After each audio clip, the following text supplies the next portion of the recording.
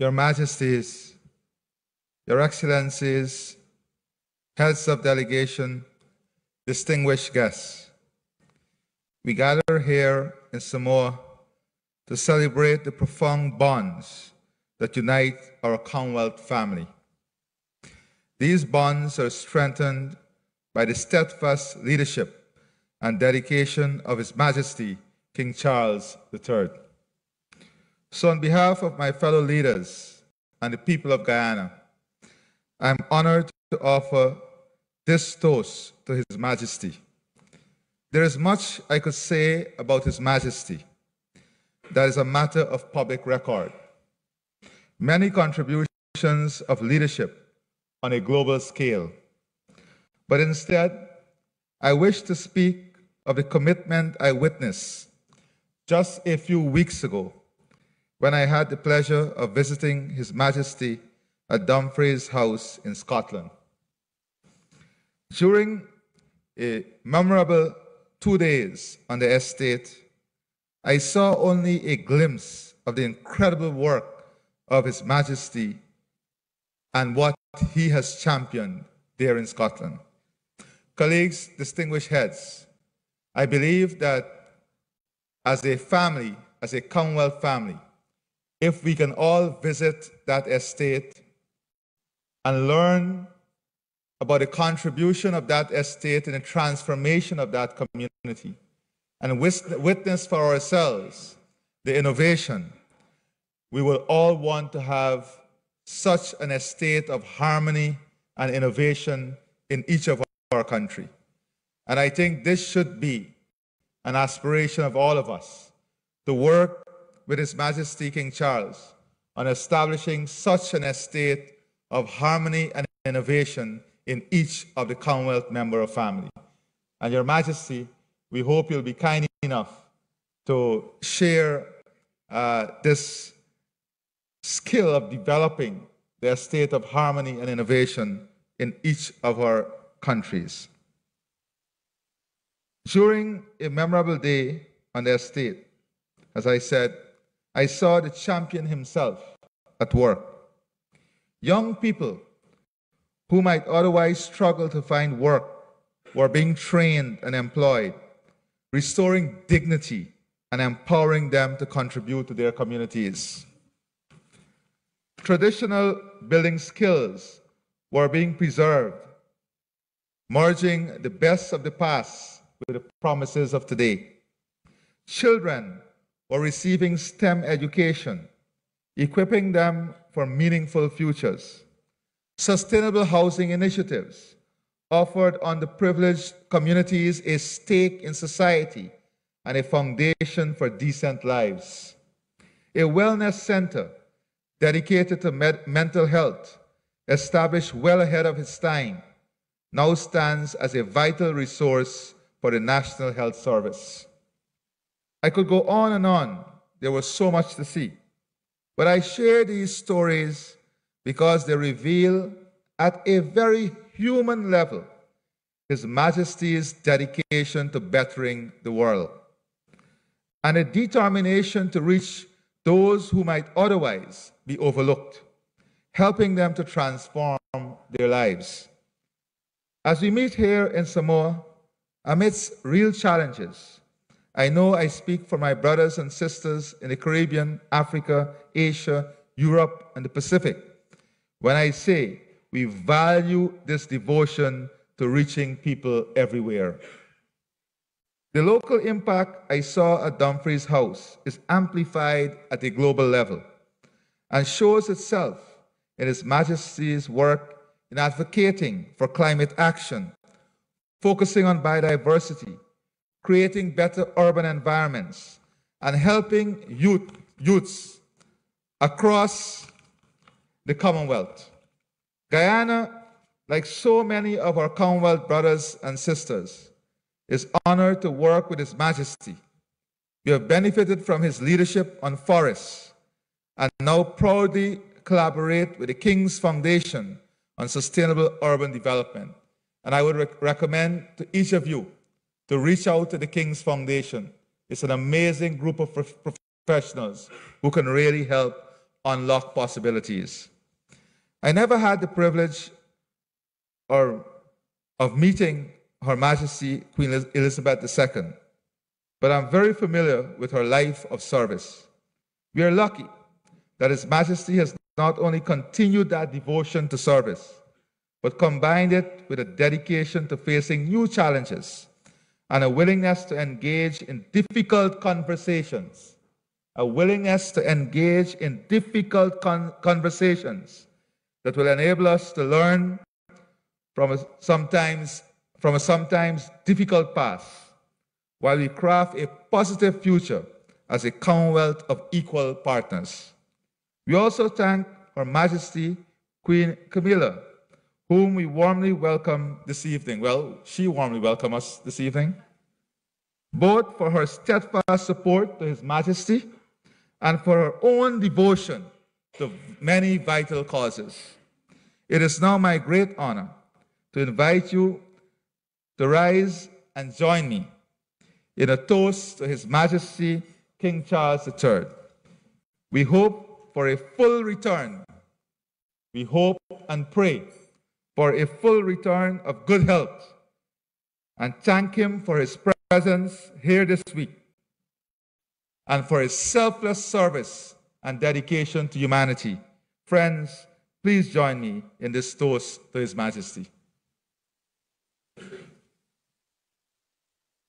Thank you.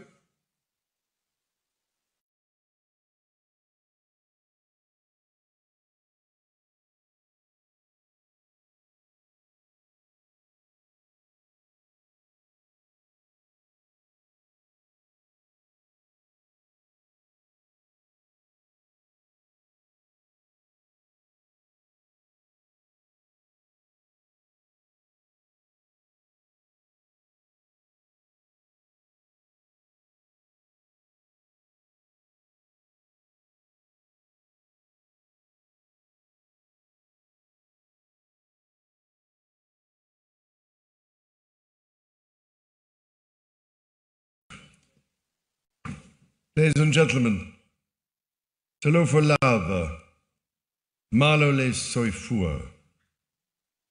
My wife and I are so delighted to be able to host you for dinner this evening. However wet it may have been, I am told that I have been credited in Samoa with bringing these heavy rains, shades perhaps of my father's godlike status in Vanuatu. Heralds, I can only hope, of a particularly good harvest. Now, many of you, I know, have nobly travelled a very long way to be in Apia, often, by all accounts, via several different airlines and several different countries over many, many hours and time zones. But it is, of course, quite normal that our friends from this corner of the world travel great distances to attend international meetings. So perhaps it is only fair that they occasionally get a break from that. And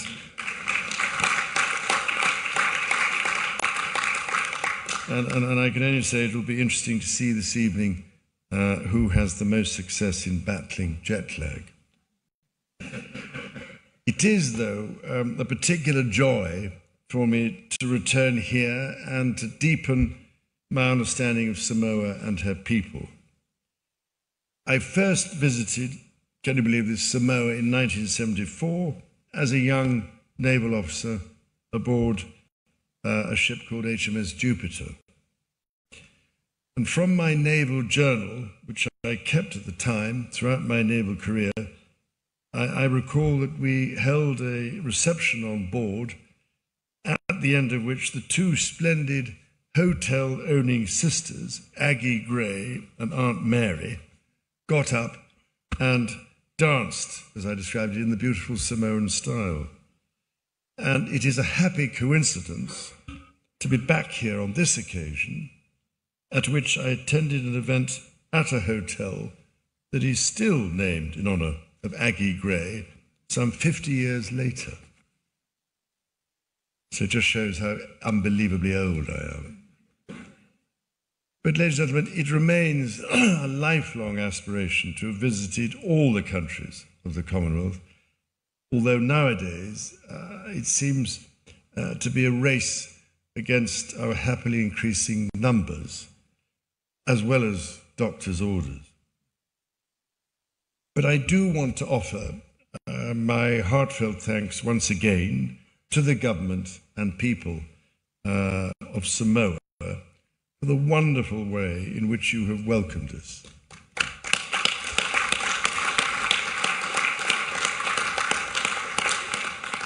There is so much to learn from Samoa's outstanding hospitality, the strength of the Samoan spirit, and the immense pride that Samoans have for your country, your culture, not to mention the wonderful way in which your villagers have decorated their roads and communities.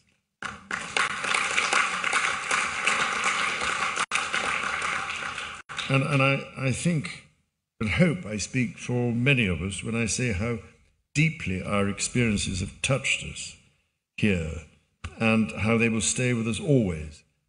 In particular, if I may say so, the unforgettable magic of the singing and dancing at the end of the opening ceremony today. As far as I'm concerned, it raised my spirits to the roof and made me feel unbelievably happy. Now, this, as you know, is the first Commonwealth Heads of Government meeting to be held in a small island state in the Pacific. In this nation of 200,000 souls are gathered this week the representatives of 2.7 billion people, a third of the world's population. And once again, the extraordinary diversity and enduring power of the Commonwealth are proudly on display. And as I look around the room this evening, it gives me enormous pride to think that there really are very few occasions in which leaders with such diverse experiences and perspectives can come together over dinner as friends and indeed as a family to learn from and to draw strength from one another. Together with the boundless potential of the countries and people who make up our unique and incredibly special organization, your friendships offer us the means to confront the challenges we all face, to serve those who are most vulnerable in our societies, and to embrace the myriad opportunities before us. The Scottish poet and essayist and travel writer Robert Louis Stevenson, who lived and died on this beautiful island and is commemorated in this museum, his old house, wrote that one should not judge each day by the harvest you reap, but by the seeds that you plant.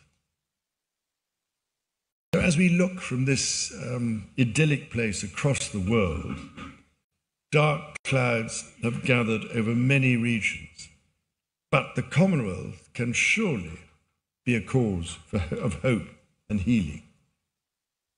International challenges on such a scale call for international solutions through dialogue and discussion, for that is where eventually peace resides. The sheer scale and diversity of Commonwealth membership, spanning the entire globe and embracing more than one-third of the human race, gives us the understanding, the credibility, and indeed the clout to play a full role in promoting and protecting peace and prosperity. So, ladies and gentlemen, I can only hope that your vital discussions this week and the commitments you make to one another will plant the seeds of a more resilient future, one in which people across the Commonwealth, today and the generations who follow, can thrive and fulfill not just their own potential, but the potential of the global family to which we all belong. So let us remember that the potential of our Commonwealth is actually unparalleled in global terms. Therefore, in raising our glasses together this evening, let us celebrate that aspiration and the strength of the partnership between us. Ladies and gentlemen.